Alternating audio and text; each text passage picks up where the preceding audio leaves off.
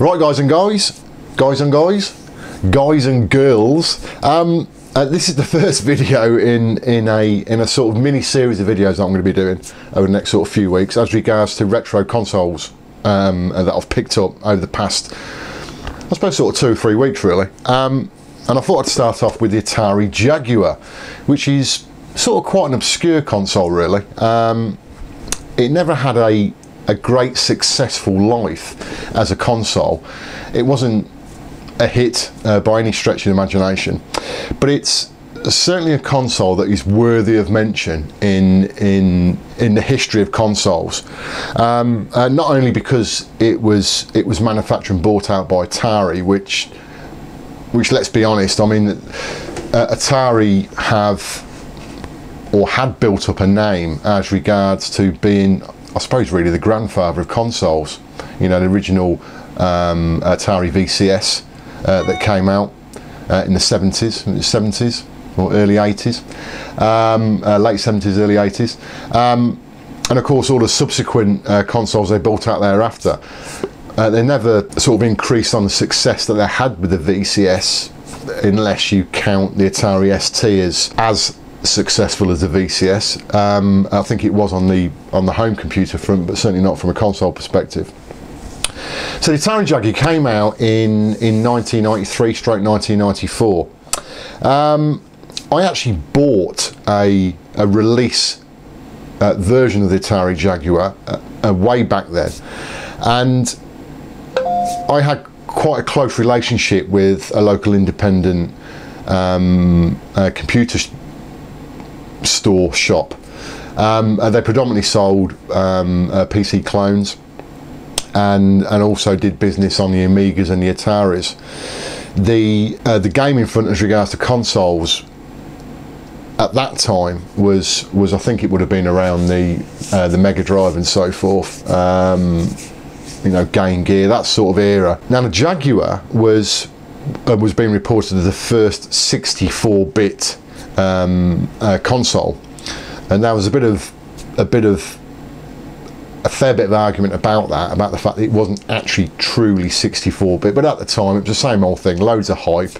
You know, it was the console to get, it was the new console to get, and because it was being bought out by Atari as well, it sort of added some weight to it.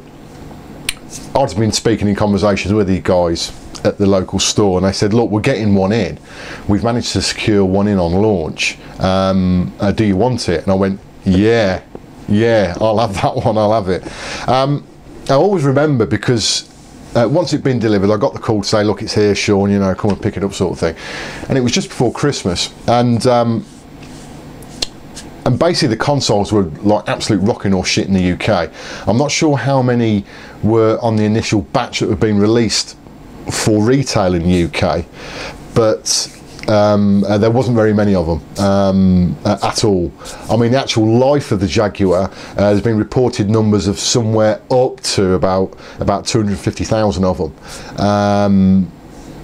which is minuscule by today's standards. You know, that's absolutely crazy. So that sort of puts into context the amount of consoles that they sort of manufactured and sold anyway, let alone the low numbers that were available on initial release. I don't know why they only released a very small amount of them, but they did. And I was lucky enough to actually get hold of one of those in the UK, and I was under the belief that I was one of only few to get hold of it so early.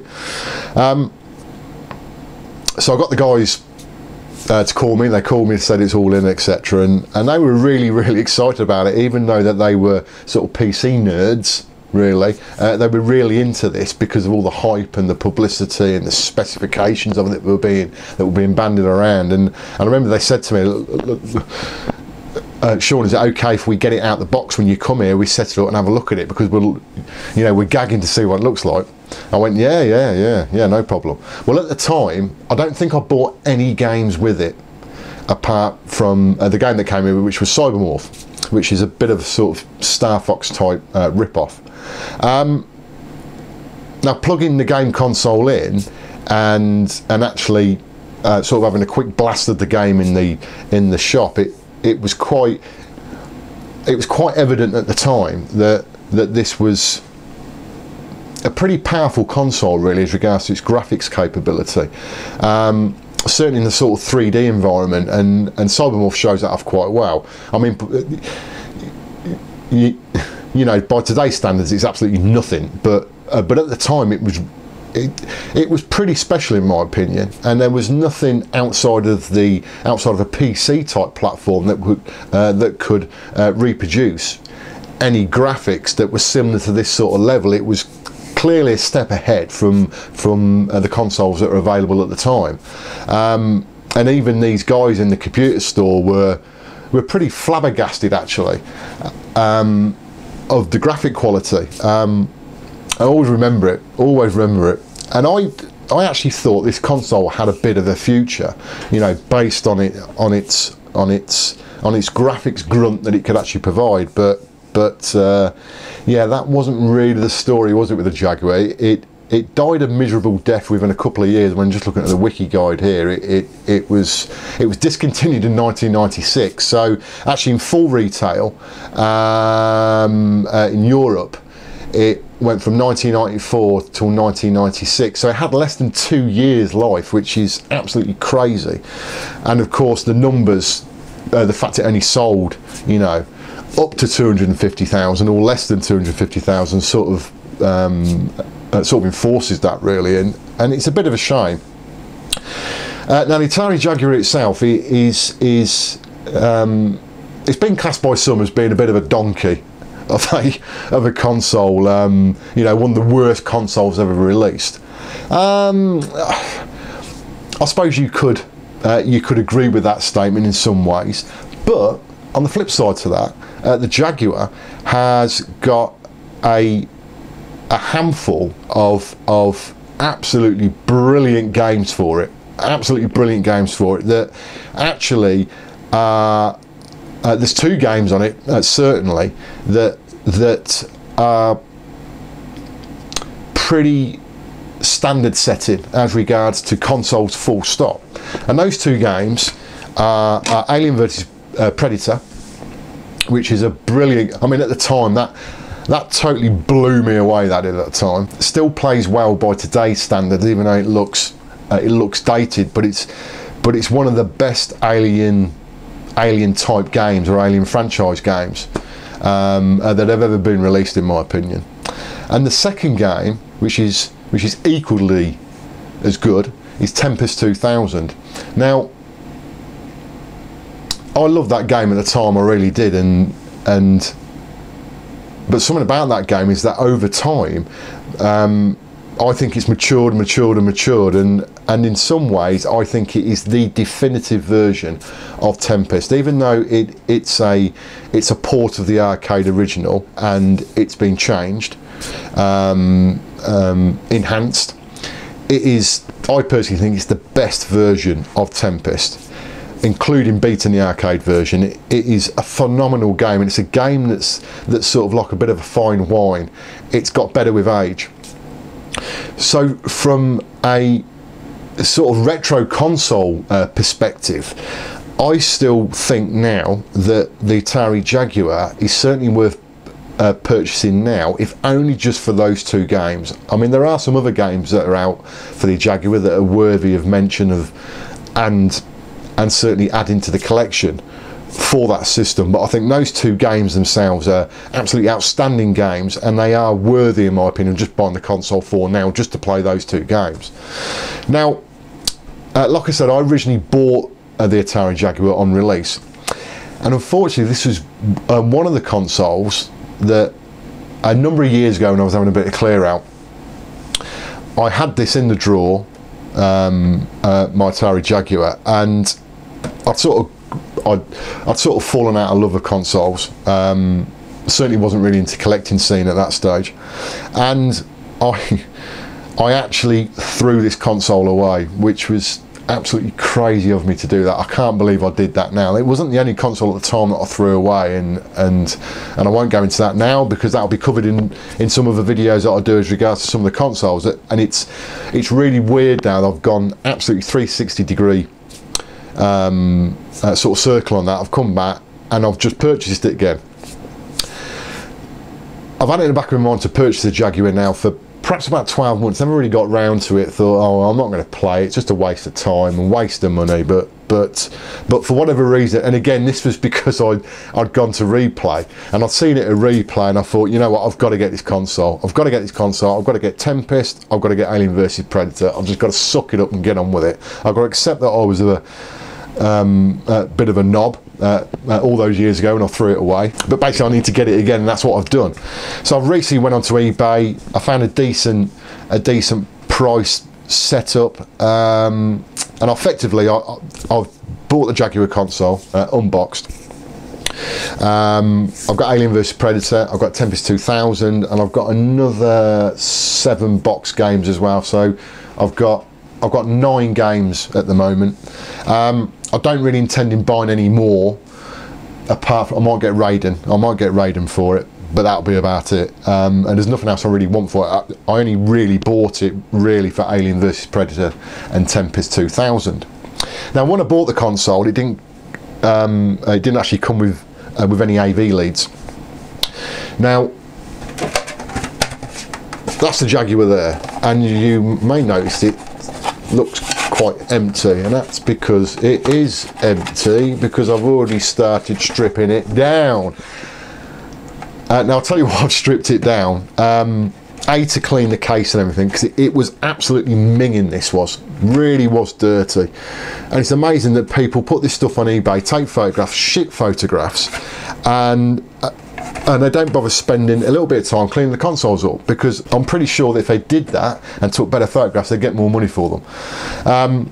But effectively what I've done is I've took the motherboard out, and I'm going to convert it to 60 hertz, because it's a PAL machine. They're 50 hertz, so it's slower software, and you get the borders. Well, I don't want any of that crap. I want full speed 60 hertz. Good thing about Jaguar, it's multi-region, and it will flip the game to whatever region the console is. So as part of this video, I'm going to show you what I'm going to do for that mod. It's a very straightforward mod to change them to 60 hertz, but that's the reason why it's not in the case. Now they're a pretty sort of futuristic style really to them, I think. Not a massive console by any stretch of the imagination, but not particularly small. But I do think even now the styling, they're quite futuristic. You can see it's, you know, weird shapes on it, and all these angles and you know, all that good stuff. Now something they did bring out for these consoles was the CD add-on. And now again, because of the low numbers of production, they go for absolute serious money. And the actual CD units themselves are amazingly unreliable. So I've never really felt the urge, even since buying this console now, to actually get the CD drive. Although I did actually look at a couple that were on eBay, but I thought, no, it's not worth it. It's not worth it. There's not really any games out for it that I want, and I don't want something that's unreliable, that is basically just going to be a piece of junk that I'm certainly not going to be able to use, let alone want to use. Now, something about the console that also got a bit of attention, and I think for the wrong reasons in reality, was the controller. It was quite different at the time, and actually nothing else ever since has ever come out that's anything like it. But that's the Atari Jaguar controller. Now this keypad that you've got here is actually utilised by a number of games, and what the games used to do is they came with overlays and actually went over the keys there, and the keys do different things, you know, functions within the game. Of course you've got the D-pad, and you've got three action buttons there. Now again, a lot of people slag the controller off. I think it's a pretty nice controller. I'll tell you why, because the way that it actually fits in the hands, it was, I suppose, it's quite revolutionary in some way as regards to the way it actually fits in the hand. It's pretty, I would say it's actually a perfect fit as regards to the contours, and you see by my fingers there, it feels really, really nice. Looks absolutely awful, but it feels really, really nice. Now, I haven't tried this console yet as regards to well, actually switching it on, just actually checking it works, or playing anything. So my view about how the pad feels now may change once I start using it, because I can't remember for the life of me what it used to feel like when I used to play it before, but it feels really, really nice in the hands. It really does. great shape to it, and the D-pad is just at the right place where your thumb is. You know, because your hand's there, your thumb naturally sits there, and the buttons, it just feels really great. But again, I mean, this has had a bit of a sort of slagging off over the years. Game cartridges. Well, you know, a cartridge is a cartridge, but that's what they look like. So this is Alien vs Predator. Slightly weird shape to have this sort of bulbous sausage on the top, if you want to call it that. You know, the Atari sign on the back. Now, like I said, this console didn't come with any AV cables. Now, because it is of the era that it came out, it actually had an RF output on it. And in fact, if I just show you the motherboard, so there we got an RF output. Just zoom in a bit there. There you go. Dreaded RF output. I haven't seen an RF output on a console for years, and I wasn't gonna start to use RF by any stretch of the imagination. Now, there is an AV port on the back of the Atari Jaguar, and one of the outputs it will give you is an RGB signal, which is great, you know, and we all love RGB, don't we? So if you take RGB and couple that with a 60 Hertz conversion, it will be absolute utopia for me. Now, amazingly enough, you can still buy the SCART RGB cables for the Jaguar. There's a couple of companies in the UK that will still make the leads and still sell the leads to you. Now, originally I was actually going to make the lead up myself, but because of the header type or the AV port that you got now, it's a weird, it's sort of like a chopped off floppy disk drive, you know, 5¼ inch floppy disk drive connector. That's been sort of chopped off. Normally they were sort of fairly a bit longer than that, but I've seen people get an original floppy drive connector and sort of chopping that off, but they've got the ribbon cable on them, and of course they've got your SCART socket on the end. Can't focus, there you go. Now, I bought that lead for just under £14, brand new off eBay. I was considering actually making a lead up myself, but I just thought, and you know what, I can't be arsed. I could have possibly found a connector for the edge connector, you know, a block for the edge connector.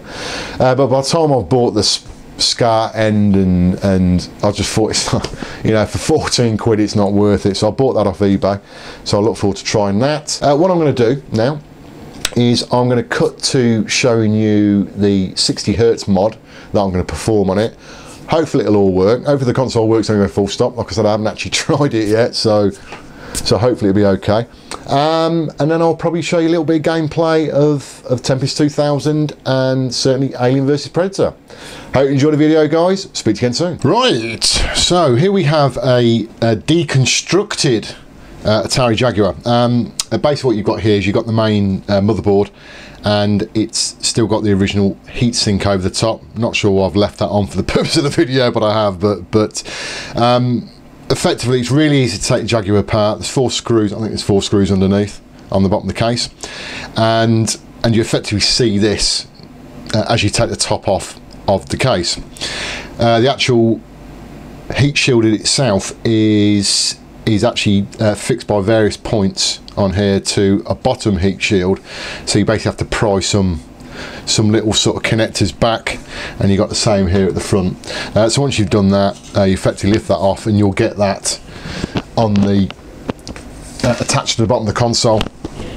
And then to take that off the bottom of the console, I think there was 1 screw here, and there's 1 either side of the cartridge doobry.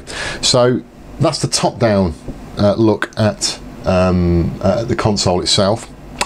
Now, this is a very easy mod to convert a PAL machine, which is what this is, over to an NTSC machine for 60 Hertz. Now they're both RGB compatible, so you don't have to do any RGB mod, but you do have to do a 50 to 60 Hertz mod if you want to get full screen and full speed. So, sorry, if you take the motherboard and you basically just flip it over, try and get that centered on there, and there we go. Now, I haven't actually zoomed in on this, but effectively, oh, knock my soldering iron over. If I get a pen, now it's around this area here that we need to be looking at. So as you look at this, it will effectively be the left-hand side of the board underneath the right-hand controller. So we flip it back, sorry, just to get this right. That's the right-hand controller port. So if we flip it over, yeah, that goes to the left there, and there's a block just above it, basically four sets of points that are in parallel to each other, and you've got a final set which is at the top there. So you've basically got a row there of 5. It's the bottom 4 that you're interested in. Now, because this is a power machine, it has some resistance bridging, and you've got a resistor at the top. You've got 2 blanks, nothing connected, and then you've got a resistor at the bottom. Now that means it's power because it's got a resistor at top and resistor at bottom. Now what we need to do effectively is we need to remove the one at the bottom. That will then make it into 60 Hertz. Now what you could do is you could just break the contact point. I don't really like doing that. I don't want to go straight through a resistor, so I'd rather actually take it off the board itself completely. I'd rather desolder it. That's the easiest way for me to do that, I think, or the most professional way to do that. So that's what I'm going to do now. So you see it blowing up. Right, so again, we're just going to take the bottom one off.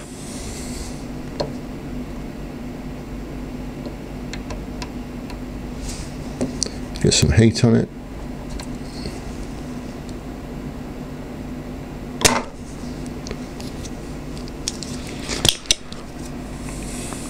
To be fair, you're probably better off with using some braid on this rather than just trying to get that there so I can capture that. I sucked a bit of it off, but in fact it's got really quite a bit of solder there. There wasn't a fat lot on there.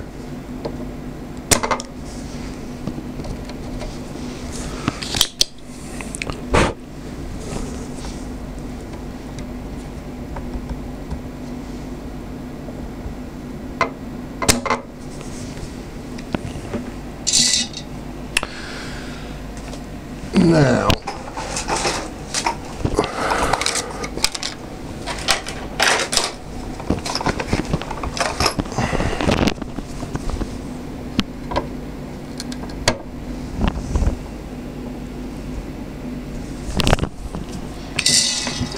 this probably isn't going to be as easy as what I thought it was going to be actually, but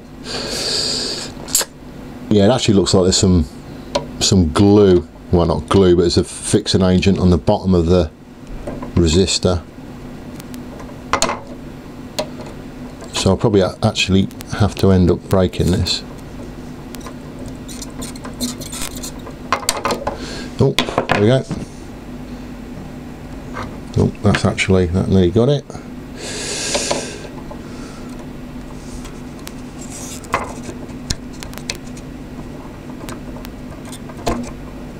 Done.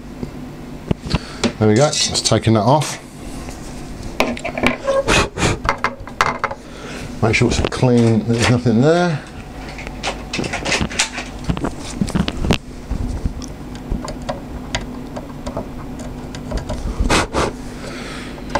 Right, so let's just see if I can zoom in on that. Right, so effectively, even though it's not zoomed in particularly well, that there is what I've taken off. So that's the bottom jumper setting effectively, and I've left the top one. I'll just double check that, make sure that's, yeah, that's right. I suspect what you can do is, if you made a mistake there, is you could literally just put a connection back over or bridge it with solder, because all it is literally a bridge. It's not actually needing any form of resistance other than absolute resistance, so you could just put a bridge back there if you sort of cocked up. But obviously you need to make sure that when you take this off you don't knacker up the tracks, which is what I've done now. I've desoldered that properly, so that's all well and good. So hopefully I'm going to put all that together and it should work, but it's as easy as that, doing 60 Hertz mod, guys. So if you've got a if you have got a Jaguar and you want to perform the 60 Hz mod on that, that's exactly how you do it.